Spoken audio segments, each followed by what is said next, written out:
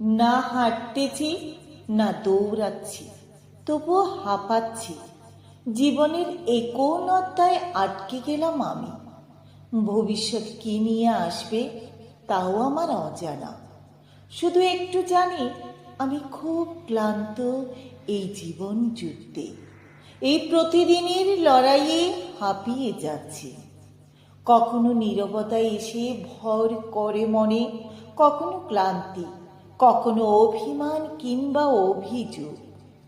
জীবনের কোন অধ্যায়ে আছে তা বুঝে উঠতে পারি না, নিজেকে খুঁজে পাই না, যেন কোথায় হারিয়ে গেছি।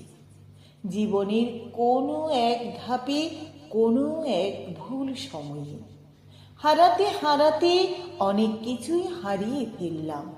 স্বপ্ন হারালো, মানুষ হারালো, পছন্দের তালিকায় যা যা ছিল সব কিছুই হারিয়েছি। সময় পার হতে না হতে মানিয়ে নিতে শিখলাম। বাদ দিতে দিতে আজ নিজেই বাতিলের খাতায় যুক্ত হলাম। আমি খুব বাজেভাবে হেরে গেছি, খুব বাজেভাবে। এটাই কি আমার নিয়তি ছিল? আমি কি শুধুই এসব কষ্টের যোগ্য?